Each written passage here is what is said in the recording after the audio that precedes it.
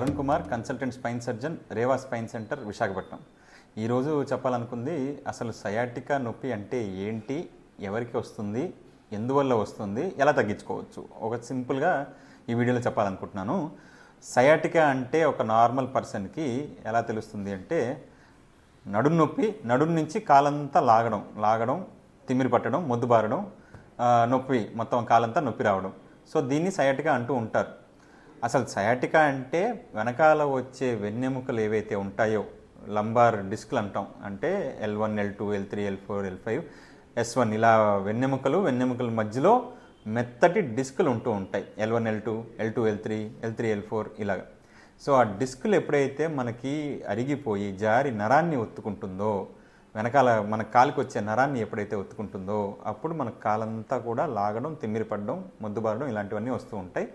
దాన్ని సయాటికా అని మామూలుగా జనరల్గా అంటూ ఉంటాం. సో ఇది వచ్చేది ఎందుకు అంటే, ఒకటి ఆ డిస్క్ జారి నరాన్ని ఒత్తుకోవడం వల్ల, లేకపోతే ఆ వయసు పెరుగుతున్న కొద్దీ మనకి వెన్నెముకలు అనేవంతా కూడా కొంచెం అరుగుదల ఎక్కువగా మొదలవుతూ ఉంటుంది. దాని చుట్టుపక్కలంతా కూడా ఇంత పైపు కొంచెం నరం వెళ్ళడానికి ఒక హోలు కొంచెం ఎక్కువగా ఉన్నది సన్నబడిపోతుంది.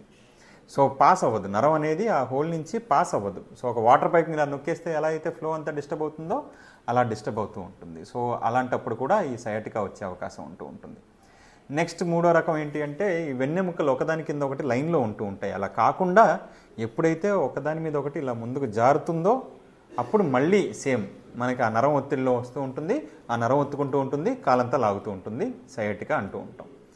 సో దీన్ని ఇవన్నీ వచ్చింది, ఓకే, డయాగ్నోస్ చేసాం, ఎక్స్రే తీసాం, ఎంఆర్ఐ తీసాం, సయాటికా కన్ఫర్మ్ అయింది. అది డిస్క్ వల్ల వచ్చిందో ఎముక వల్ల వచ్చిందో దానిలో తెలిసిపోతూ ఉంటుంది.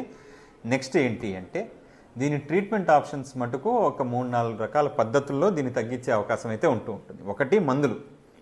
సింపుల్గానే ఉంది అనుకుంటే మందులే వాడచ్చు, మందులు వాడుతూ ఉంటారు. మందులతో మనకు తగ్గుతుంది అనుకుంటే ఒక్కసారి నొప్పి తగ్గగానే ఫాలోడ్ బై ఫిజియోథెరపీ, మనం ఎక్సర్సైజ్లన్నీ కూడా కంటిన్యూస్గా చేస్తూ ఉంటే మళ్ళీ రాకుండా ఉంటూ ఉంటుంది. ఇది ఇక్కడతో ఎండ్ అయిపోతూ ఉంటుంది. అదే ఒకవేళ మందులతో అంతలా అవ్వట్లేదు అనుకున్నప్పుడు వెనకాల నడుంలో కొన్ని ఇంజెక్షన్లు కూడా చేస్తూ ఉంటాం. ఆ ఇంజెక్షన్ వల్ల కూడా చాలామంది తగ్గే అవకాశం ఉంటూ ఉంటాయి. అండ్ ఇవన్నీ కూడా మందులు కానీ ఇంజెక్షన్ల వల్ల కానీ 100లో 90 మందికి తగ్గిపోతూ ఉంటుంది. కానీ 100లో ఒక 10 మందికి మటుకు మందులు ఇంజెక్షన్లు పని చేయవు. వాళ్ళకి సర్జరీ దాకా వెళ్ళాల్సిన అవసరం ఉంటూ ఉంటుంది.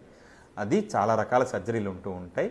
అది డిస్క్ తీయడం కానీ, వెన్నెముక లూజ్ అయితే దానిపైన కింద లింకులు వేసుకుని ఫ్యూజన్ సర్జరీ అంటాం, అది కానీ చేస్తూ ఉంటాం. అది చేస్తే అక్కడితో ఈ సయాటికా అనేది ఎండ్ పాయింట్ అనేది మాత్రం చెప్పగలుగుతాం. సో సయాటికా గురించి బ్రీఫ్గా చెప్పాలి అంటే ఈ 4 ముక్కల్లో ఇది చెప్పచ్చు. నమస్కారం.